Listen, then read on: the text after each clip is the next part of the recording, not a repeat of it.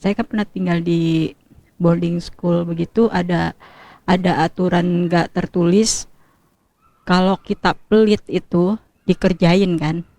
Umpamanya taruh makanan kita umpetin di lemari, itu lemari bisa didobrak dibongkar rame-rame sama teman-teman, terus makanannya itu dibagi-bagiin sampai akhirnya semua orang tua itu kalau bawain makanan ya untuk semuanya, Yeah. untuk tapi kan dengan cara yang mungkin terpaksa atau kasar itu, biarpun caranya begitu nggak apa-apa ya, yang penting hasilnya.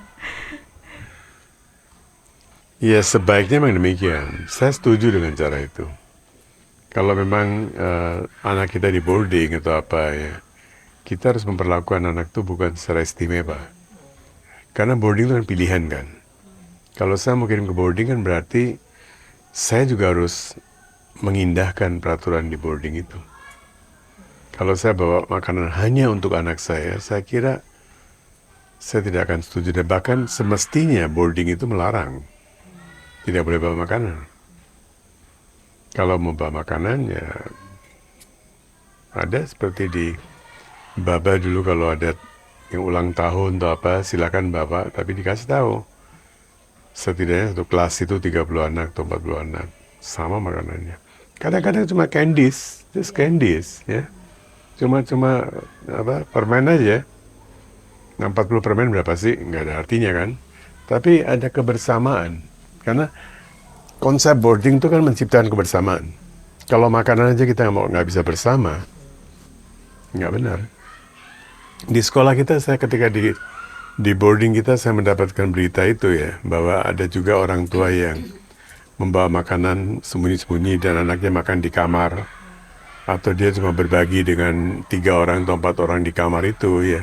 Yang lain tidak dia bagikan. Saya tidak setuju, saya menegur. Atau anaknya diberikan gadget yang mewah sekali, ya, padahal dia nggak butuh gadget. Ya. Saya menegur, kalau saya tahu saya menegur. Nggak bisa begitu. Oke, sebelum kita tutup, Yeah. Guruji, Yeah. I wanna ask Yes. that part of what you have said gitu kan. Yeah. Bahwasannya selama ini kan kita ini growing up gitu kan dengan pemahaman bahwa duniawi dan yang after duniawi itu bisa harus seimbang gitu kan, harus berjalan bersamaan gitu. But why did you say that it's impossible to It do is so? impossible because you see, kita mau mencari keseimbangan antara es dan uap. Gimana kita bisa seimbangkan? Baik es dan uap itu dua-duanya materinya sama, air. Esensinya sama. Gimana bisa mencari keseimbangan antara yang satu kodratnya sebagai es, yang satu kodratnya menguap jadi steam, jadi energi, walaupun kelihatan hilang, evaporate kan, menguap dia. Tapi uap itu kan tidak menghilang juga.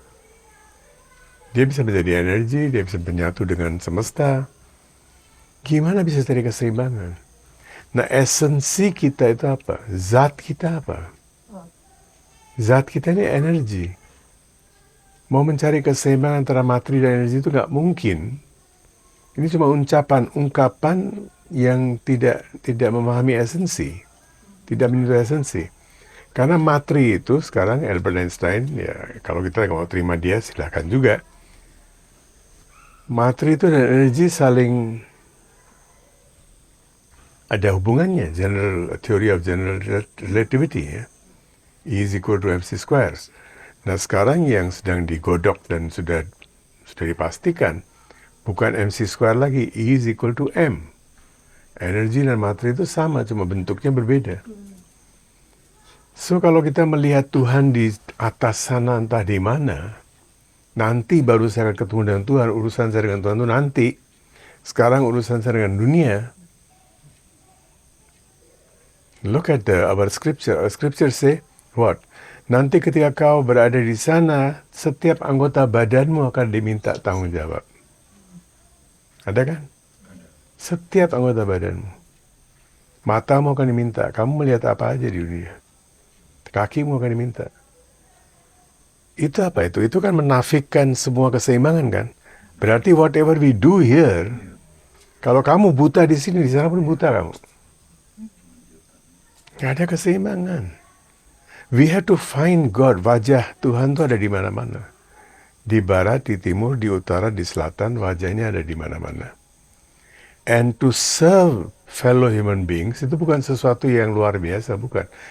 Because I realize that God is everywhere. Karena saya menyadari Tuhan ada di mana-mana, jadi ini membuktikan keimanan saya, kepercayaan saya bahwa saya sedang melayani orang lain.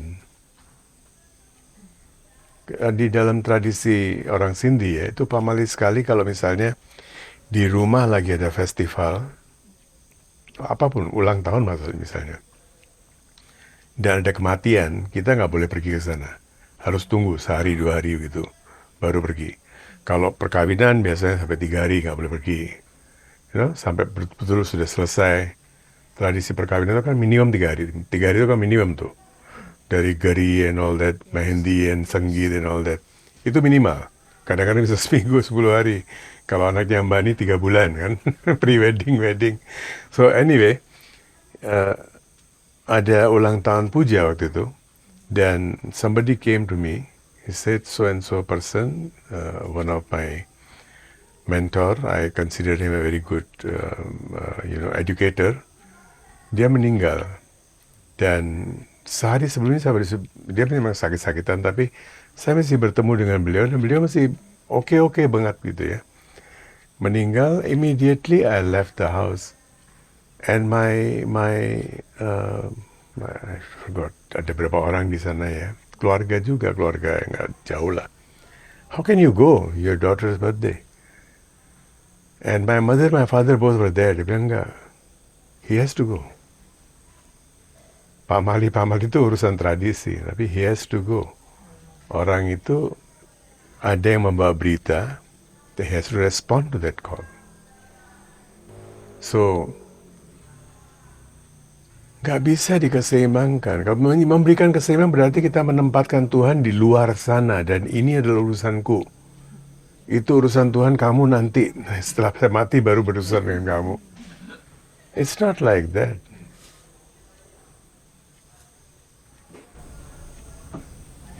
Bikin geleng-geleng kepala.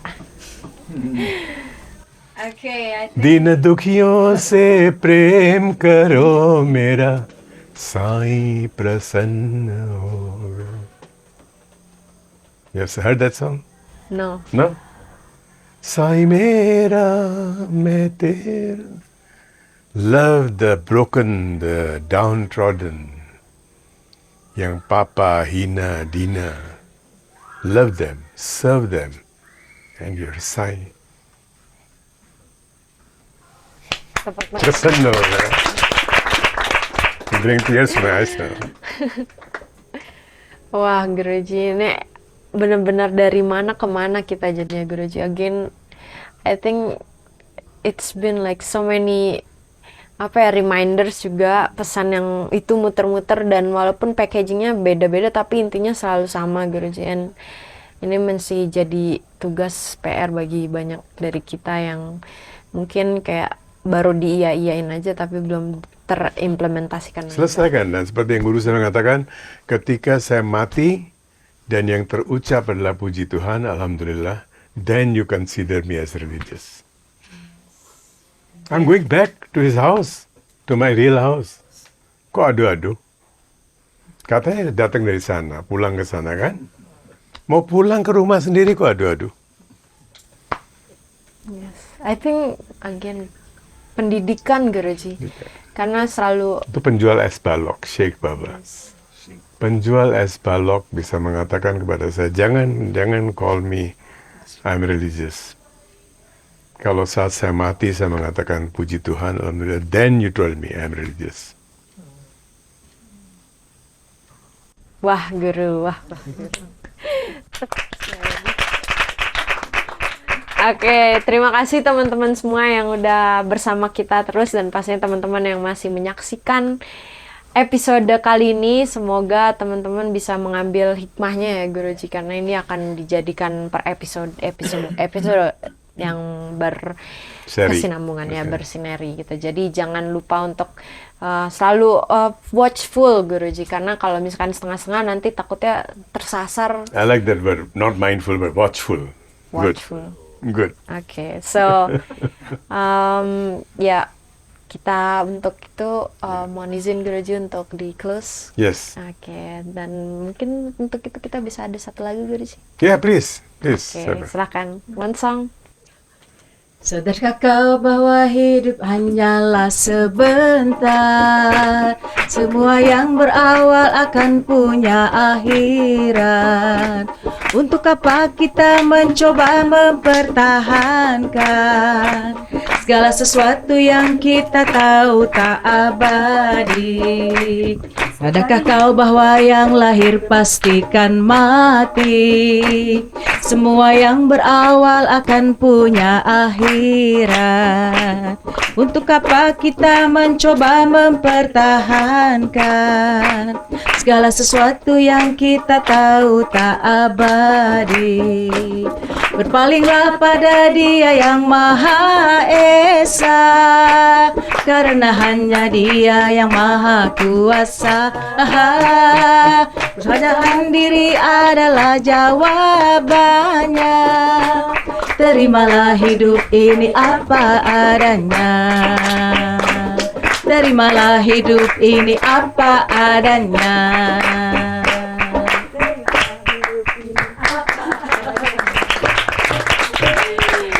Oke, terima kasih teman-teman semua. Rahayu, rahayu, rahayu.